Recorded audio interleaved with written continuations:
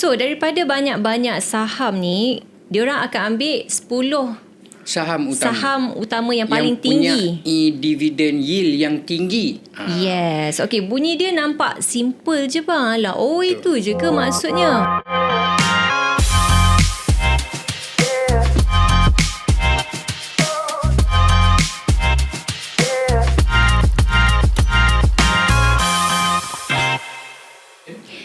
Hello. Selamat datang ke Kopi Chart and Chill. Macam biasa, kita nak sembang tentang market, santai-santai tentang investment dan financial topik yang sedang hangat sekarang ini. Okey, untuk episod kali ni, kita nak sembang tentang satu strategi pelaburan saham yang nama dia agak pelik sikit, tapi dah lama dah sebenarnya jadi perhatian ramai pelabur dekat luar sana.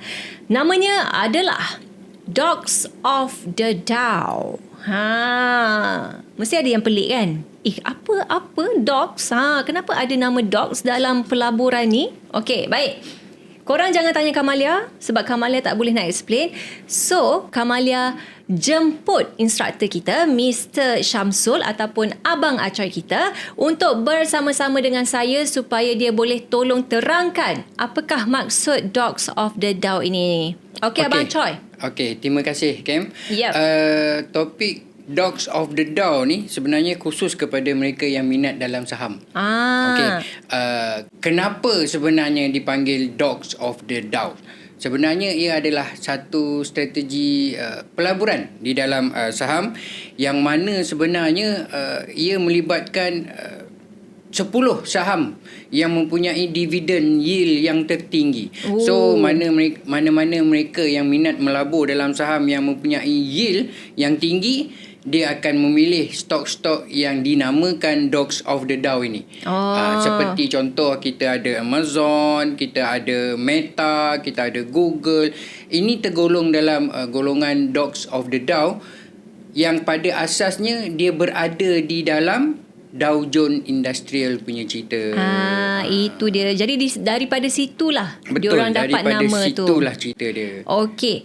So daripada banyak-banyak saham ni, diorang akan ambil 10 saham utama yang paling tinggi. Yang dividen yield yang tinggi.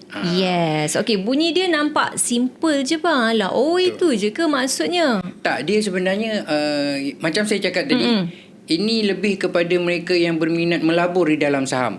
Mereka akan pilih 10 saham utama yang mempunyai dividen yang tinggi pada awal tahun. Pada awal tahun dia keluar dividen. Dividen tu tinggi, diorang mostly labur kepada company-company ni. Okey, tapi bukan dalam katanya short term, bukan. Dia lebih kepada long term, untuk lebih kurang minima diorang akan pegang setahun untuk tengok pulangan yang diorang dapat. Sebab itulah mereka suka company-company yang ada gelaran macam ini. Okey. Jadi maksudnya apa orang kata, apa kena-mengena dengan nak melabur ni? Kenapa saya perlu tahu Dogs of the Dow ni kan? Okey, macam saya cakap tadi, company ni sebenarnya dia memberi dividen yang tinggi. Okey, pelabur ni kalau dia nak melabur dalam jangka masa yang setahun, 3 tahun, dia suka company yang bagi dividen kepada dia. Okey, dia tak nak company-company yang kejap naik, kejap turun tapi dividen tak ada. Itu pelabur biasanya tak suka, Cam. Dia akan cari mana-mana company yang bila dia isytiharkan dividen dia tinggi. Jadi mereka ni akan lihat company-company ni. Contoh yang terbaru dalam pasaran yang masuk dalam kategori Dow ni, Dogs of the Dow ini adalah company Nike contohnya. Okey. Walaupun kita nampak dia berada di penurunan sekarang, tetapi pulangan yield, dividen yield tu agak tinggi. Jadi banyak pelabur dia mula masuk ke dalam saham-saham begini. Okey, jadi mungkin ada antara pelabur-pelabur barulah, new investor ni kan, mungkin ada strategi ataupun apakah yang diorang harus lakukan untuk diorang pilih company yang tepat. Okey. Macam saya cakap tadi, berasaskan dividen yang diisytiharkan. Okey, dalam Dow Jones Industrial punya cerita, kita ada umum mengetahui ada 30 company besar. Okey, setiap tahun dia akan keluarkan dividen, setiap tahun dia akan isytiharkan berapa untung rugi dia. Yes. Pelabur melihat ini sebagai satu konsep untuk mereka melabur. Nak memilih itu adalah berdasarkan apa yang telah dikeluarkan oleh company tersebut. Contohnya dalam 30 company itu, syarikat itu, Meta mengeluarkan kenyataan ataupun dia punya untung rugi dividen yang dibayar kepada dia punya pelabur tinggi. Jadi itu menarik minat daripada pelabur-pelabur luar dan sedia ada, sama ada untuk mula melakukan pelaburan ataupun menambah pegangan yang sedia ada. Okey. Dan juga kan Abang Choi, ada orang cakap kalau kita nampak saham tu murah, saham sesuatu company tengah murah, adakah itu masa ataupun peluang terbaik untuk mereka beli ataupun bukan? Tak semestinya. Macam saya cakap tadi, ada kategori-kategori yang saham ni apabila dia turun, dividen dia juga turun. Pembayaran dividen dia tu. Okey. Dogs of the Dow ini tertumpu sebenarnya kepada walaupun saham dia turun, tetapi dia mampu membayar dividen ataupun pulangan yang tinggi kepada pelabur. Sebab itu dia menarik minat. Itu yang dikategorikan 10 kaunter ataupun saham yang mempunyai pembayaran ataupun dividen yield yang tinggi. Jadi tak semestinya anda tengok dia murah, anda nak beli.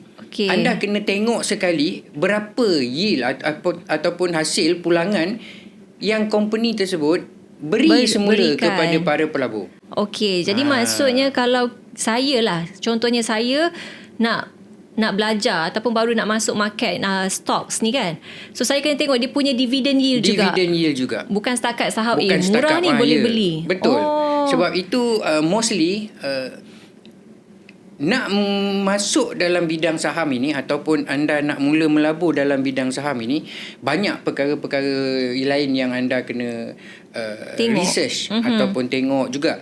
Tetapi yang paling mudah yang kita boleh lihat, kebanyakannya pelabur yang masuk dalam saham ni, kebanyakan saya cakap kebanyakan adalah mereka yang nak melabur dalam jangka masa yang sederhana. 1 tahun, 3 tahun kebanyakannya. Betul.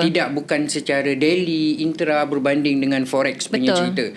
So mereka lebih memilih pulangan ataupun hasil daripada company tersebut. Betul. Jadi kalau pulangan dan dividennya tinggi, mereka consider untuk masuk dan pegang stok tersebut selama setahun lebih kurang macam itu. Itu sebenarnya tujuan dia orang melabur. Bukannya hari ni katakan murah, masuk hari ni besok pagi nak keluar. Tak semestinya begitu. Betul. Selalunya saham ni orang kata long term lah. Long term. Jadi kat situ, sebab kalau company besar pun dia tak boleh nak tunjuk profit dia keesokan harinya. Betul. Dia banyaknya company besar ni dia ada hari-hari ataupun dia isytiharkan dia punya quarter, dia punya profit by quarter. Quarterly. Quarterly. Okey. First quarter berapa, second quarter berapa. Yang menjadi tumpuan dalam cerita Dogs of the Dow ini adalah first quarter tu. Kalau dia tinggi, kebanyakannya pelabur akan mula masuk. Dia tak kisah selepas itu apa kebiasaannya yang akan jadi. Even though dia menurun sikit pun dia orang tak kisah sangat. Tapi pulangan tu tinggi. Itu kisah dia. Ada tak Abang Choice company yang saham dia tengah naik ni, saham dia mahal, tinggi, harganya tinggi, tetapi dividen yield dia rendah? Ada. Memang ada. Itu bergantung kepada company tersebut. Itu yang kita ceritakan pasal Dogs of the Dow. Sebab konsep dia adalah mendapatkan ataupun dia isytiharkan dividen dia tinggi untuk menarik minat daripada pelabur-pelabur ni. Betul. Itu yang kita nampak ada company-company yang dia relax, sustain, dia profit, dia bagi dia isytiharkan. Sebab konsep dia tadi, dia isytiharkan dia punya profit pada awal tahun dan pelabur-pelabur ini melihat satu peluang dan dia orang nak pegang. Kebiasaannya setahun. Kebiasaannya setahun, tapi ada juga yang Lebih. pegang lebih 3 Lebih. tahun, bergantung kepada stok tersebut. Okey. Ada tak contoh syarikat dekat Malaysia ni? Contoh kat Malaysia tak ada, sebab sekarang ini Dogs of the Dow ini memang tertumpu kepada US30. US30. Okey. Dia kalau nak comparekan dengan Malaysia ni tiada istilah begitu. Tiada. Oh, okey. Kalau dekat US, company apa yang orang boleh fokus sekarang ni untuk Banyak. masa Nvidia sekarang? Nvidia terutamanya yang masuk dalam list yang berasaskan AI sekarang. Sekarang ni Tetapi kena berhati-hatilah, sebab kita pun dah tahu AI dah sampai ke muncaknya. Betul. Dia kena ada revolution yang lebih baik selepas ini baru kita nampak tech stock terutamanya akan naik semula. Tapi kalau nak consider kan banyak. Kita ada Nvidia, kita ada Google, kita ada apa yang kita nampak peningkatan dia setiap tahun. Okey. Jadi itu adalah antara strategi kepada anda semua yang baru nak masuk pasaran saham. Betul. Ada tips lain ke bang? Nak masuk untuk pasaran, kita simpulkan Dogs of the Dow ni. Okey. Tak ada. Maksudnya tak ada ni, anda kena membaca juga. Anda kena mengkaji juga. Anda kena lihat dia punya faktor dalam company tersebut. Sebab ada contoh Cam, katakanlah tahun ini syarikat itu perform. Okey. Tapi tahun berikutnya dia tidak ada dalam list Dog of the Dow ini, ataupun 10 counter aktif ni. Sebab apa? Sebab dia tak dapat nak bagi dividen yang tinggi kepada pelabur. Okey. Jadi pelabur kena sentiasa update. Apa company yang membuat untung tahun lepas dan dia isytiharkan dividen yang tinggi, kita ambil peluang daripada situ. Itu cara dia. Itu macam sahaja. tu je. Macam itu sahaja. Okey, jadi kepada anda semua, itulah dia sedikit sebanyak tentang Dogs of the Dow. Okey, pertama sekali korang kena pastikan syarikat yang stabil lah.